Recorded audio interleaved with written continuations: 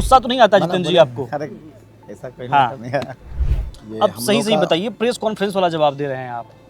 Phone वोन पे message वैसेज आया है, क्या आया है? अब देखिए फोन ऑन के जहाँ तक बात है ऐसा हाँ। कुछ मैटर नहीं है। और 2020 में भी हम्म लोगों ने चुनाव जिताया था, हम्म लेकिन 12 बजे रात में हम्म बेईमानी हुआ। हम्म बेईमानी कर 462 वोट से हम्म। चुनाव हरा दिया गया। बेईमानी कौन करता और है? बेईमानी सत्ता पक्ष के लोग करते हैं। हम्म। इलेक्शन कमीशन बेईमान हो गया है, सब इलेक्शन लोग समझ कमीशन गए भरोसा हैं। नहीं है आपको? बिल्कुल भरोसा नहीं है। फिर चुनाव तो वही लड़वा रहे हैं ना फिर अरे से। लड़वा रहा है वो अलग मैटर है। हाँ। इलेक्शन कमीशन जवाब देगा। जिस समय बिहार में SIR लाया गया था, एक तरफ बिहार में विधानसभा का चुनाव कराना है और दूसरे तरफ ये SIR इलेक्शन कमीशन लाया था। मैं इलेक्शन कमीशन से मैं सवाल करना चाहता हूँ कि जिस समय 2003 में जब सर्वे हुआ था तो उस समय पूरे बिहार का वोटर्स का जो आबादी था 4,96,00,000 था, तो इलेक्शन कमीशन समय लिया था 2 साल। और अभी पूरे बिहार का जो वोटर्स का जो आबादी है 8 करोड़ है, और ये इलेक्शन कमीशन कह रहा है कि हम 2 साल में हम 2 महीना में इसको हम हल कर देंगे। तब भी बिहार में 65,000 लोगों का नाम काट दिया गया है, तो सबसे ज्यादा पूछा जा रहा है। और बिहार का ये दूसरा विधानसभा है भोरे, अच्छा, जहां 45,000 लोगों का नाम वोटर लिस्ट से हटाया गया है। अच्छा।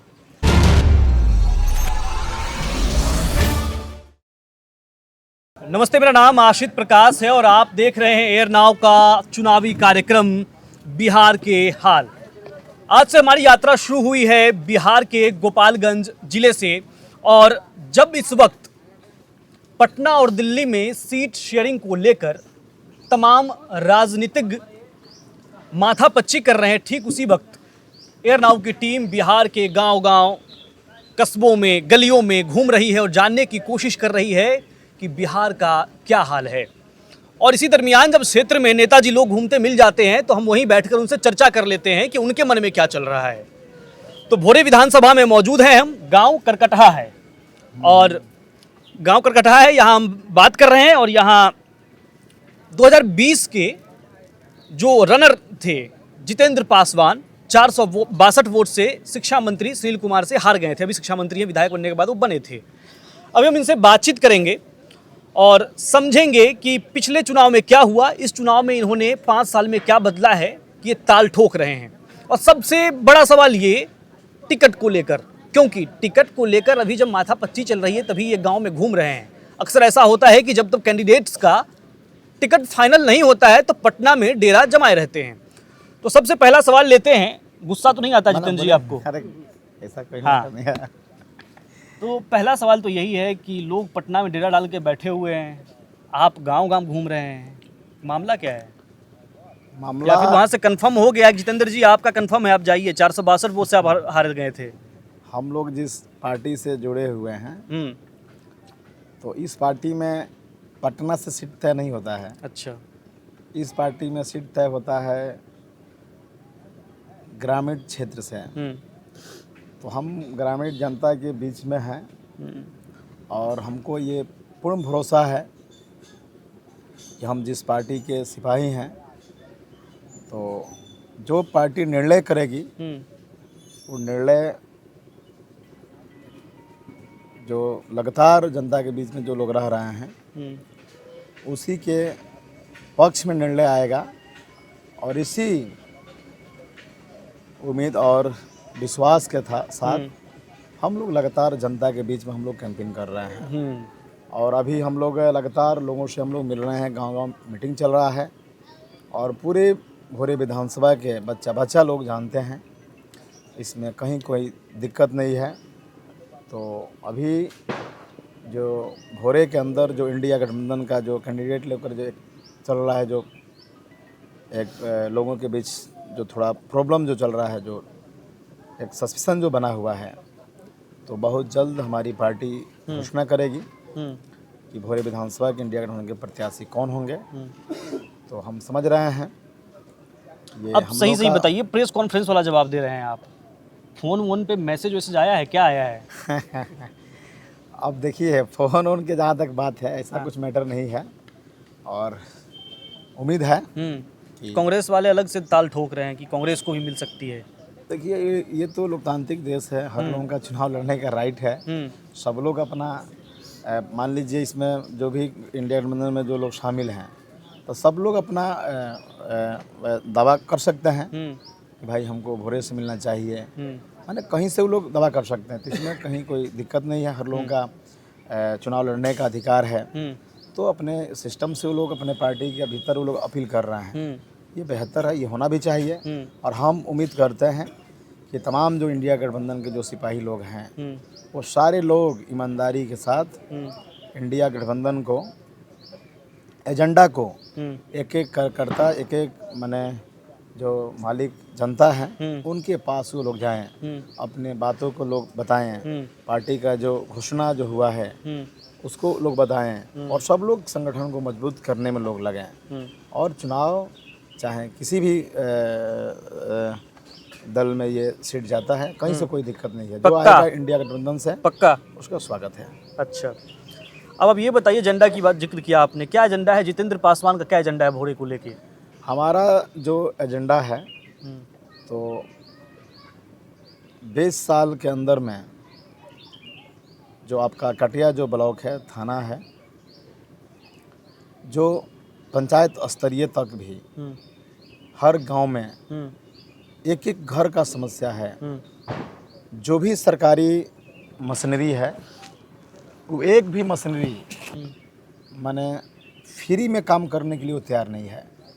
आज भाई ज़मीन का सर्वे का चल रहा है, बहुत जोर शोर से चल रहा था, बगैर पैसा का एक भी काम नहीं हो रहा है।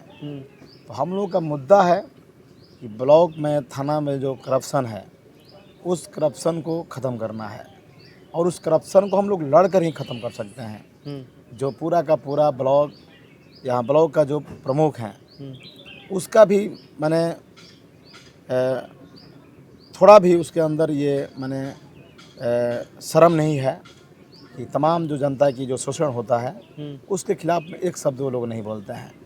तो इससे जनता माने बड़े पैमाने पर लोग आक्रोशित हैं, और लोगों को लग रहा है कि ये जो लड़ाई है, जनता की जो लड़ाई है, वो लड़ाई जितेंद्र पासवान लड़ सकते हैं।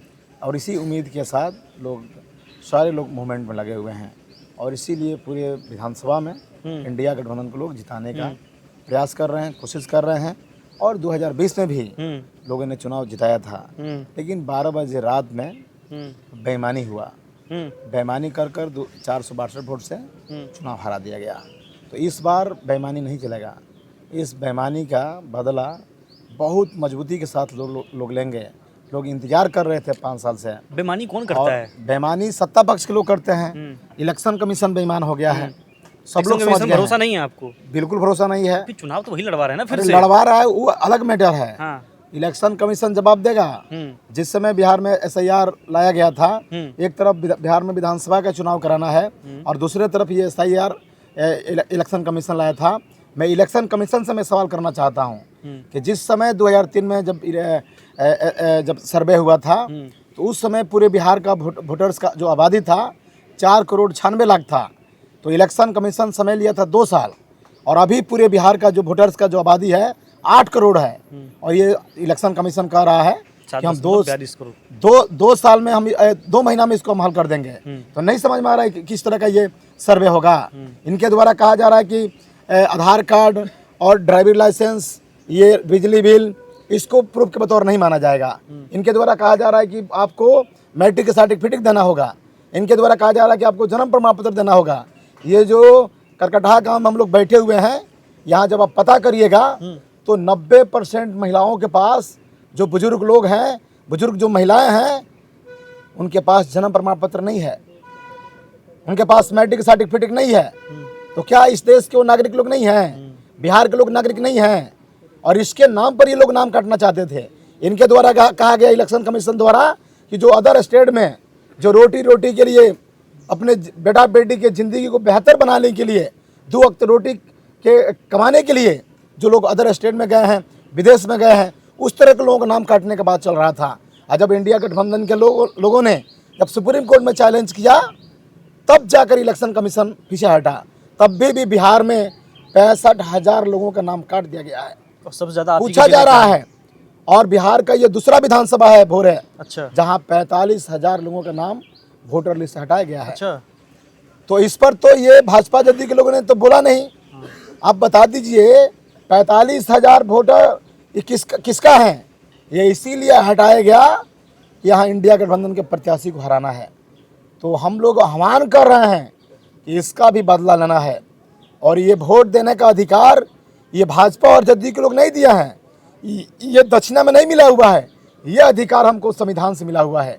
ये डॉक्टर भीमराव अम्बेडकर साहब के ये संविधान से हमको ये अधिकार मिला हुआ है, और कतई हम लोग इस अधिकार को खोने नहीं देंगे।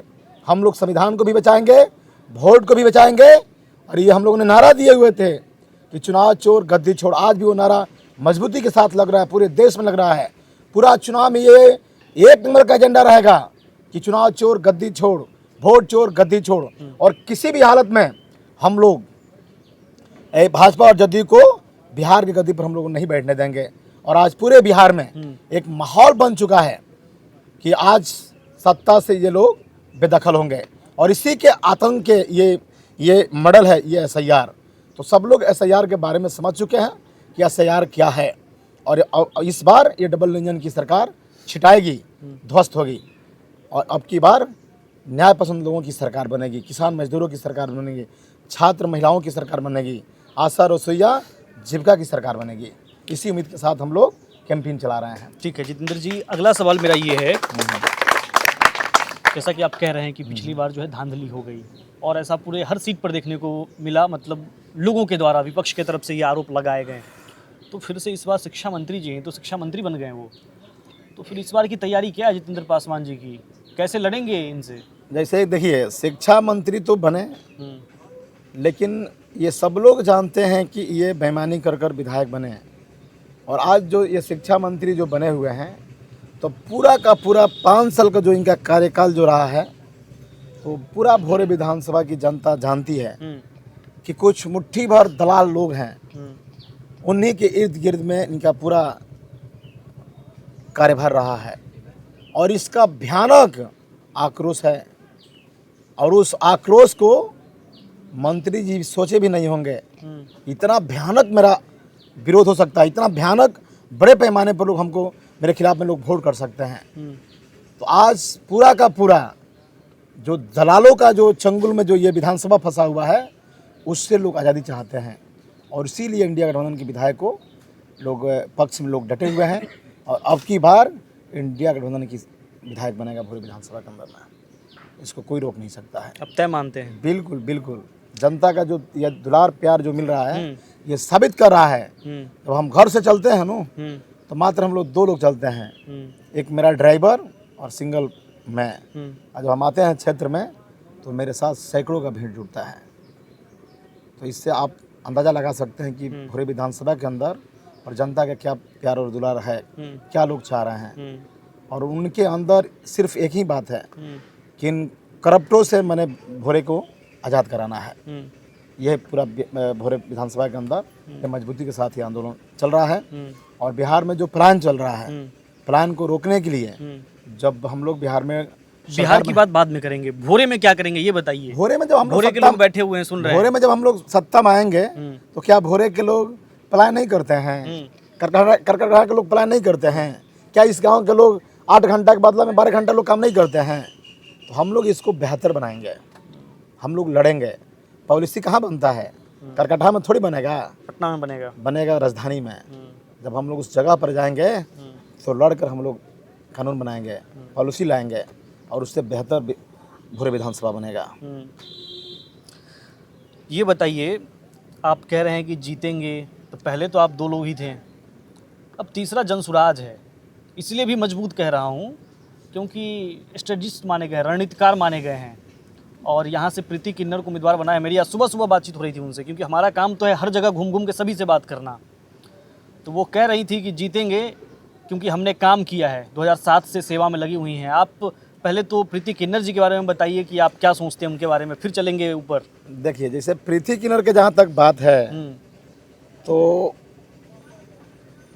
वो लोग जिस धंधा से वो लोग मैंने जुड़ी हुई हैं, तो आप एक गांव में कहीं चले जाइए, किसी के घर में बेटा जन्म ले लेता है ना, तो बधाई बधाई होता है। बधाई चाहे वो 500 हो और चाहे 100 रुपया हो, लेकिन उन लोगों का जो आतंक है, जिस तरह का वो लोग प्रेशर बनाते हैं, तो वो प्रेशर सब लोग समझते हैं। प्रीति किन्नर के जो टीम है, वो लोग एक तरह से कहिए कि वो लोग भी दादागिरी करते हैं और बधाई के नाम पर महिलाओं का कान में के, नाक में के, पैर में के पायल, छागल बरियाई से खोला जाता है। और जिस घर में वो लोग बधाई गाना जाती हैं, तो बधाई का मतलब होता है कि खुशहाल मूड में लोगों को रहना चाहिए। लोगों को रोना पड़ता है, लगता है कि कहाँ से ये आफत का ये घड़ी आ गया है, आफत कैसे गिर गया है, इस तरह लोग महसूस करते हैं। तो इसके बारे में सब लोग जानते हैं। और प्रशांत किशोर के जहाँ तक आप बात कर रहे हैं, तो प्रशांत किशोर मतलब जाली, तो जालीगिरी से बिहार का विकास नहीं होगा। और यहाँ 3 लोग नहीं 5 लोग आएंगे तो कोई दिक्कत नहीं है, लड़ाई मात्र 2 ही लोगों के बीच में। प्रशांत किशोर जी तो ये कहते हैं कि मैं ही था तो महागठबंधन की सरकार बन पाई थी बिहार में। नहीं, ये तो आपने कहा ना कि ये राजनीतिकार रह चुके हैं, तो इनका पूरा का पूरा झूठ का राजनीतिकार रहा है, पूरा फर्जीगिरी करते हैं, झूठ बोलने का मास्टर है। तो उस कलकारी को लोग समझ चुके हैं। अब उस कलकारी में अब बिहार के लोग फंसने वाले लोग नहीं हैं। अब आप देख लीजिएगा, 6 तारीख को यहाँ वोटिंग होगा, 14 तारीख को रिजल्ट आएगा, तो आप देख लीजिएगा प्रशांत किशोर को पता भी नहीं चलेगा। प्रीति किन्नर दुनिया के एक लोग नहीं दिखेंगे। हाँ, सब लोग एकदम। ठीक है, आखिरी सवाल लेते हैं, कुछ विवादित सवाल ले लेते हैं। जब ऑफिस में दफ्तर में बैठा होता हूँ तो ऊपर से संपादक जी का निर्देश आता है कि आप जा रहे हैं चुनाव कवरेज करने, तो थोड़ा रिसर्च कर लिया कीजिए। तो फ़ोन पे जब लिखता हूँ जितेंद्र पासवान भोरे, तो एक मामला आता है अटल हत्याकांड का। क्या है मामला, अपना पक्ष रखिए। जैसे देखिए, अटल पांडे हत्याकांड के बारे में जो आप बता रहे हैं, तो हमसे बेहतरीन जो यहाँ के जो बेईमानी कर जो विधायक बने हुए हैं, उनसे पूछिएगा तो बता देंगे कि अटल हत्याकांड कैसे क्या हुआ। ये हमसे बेहतर सुनील कुमार बताएंगे, तो आप उनसे पूछ लीजिएगा। अच्छा, ठीक है। तो ये थे हमारे साथ जितेंद्र पासवान, जो कि लगातार क्षेत्र में घूम रहे हैं, जनताओं को रिझाने की कोशिश कर रहे हैं। क्योंकि पिछली बार, मैं लगातार कह रहा हूँ, पिछली बार 462 वोट के मार्जिन से जितेंद्र पासवान पिछड़ गए थे। तो इस बार टिकट को लेकर मारामारी पहले से चल रही है, लेकिन जितेंद्र पासवान, आप देख रहे हैं कि पीछे हमारे लोग खड़े हैं और ये क्षेत्र में घूम रहे हैं। आप क्या सोचते हैं बिहार के हाल के इस सेगमेंट के बारे में? अपनी राय कमेंट बॉक्स में लिखिए और चैनल को सब्सक्राइब कीजिए और देखते रहिए एयर नाउ का ये खास सेगमेंट बिहार के हाल, जो कि बिहार के हर कोने से आपको दिखाएगा कि बिहार का हाल क्या है।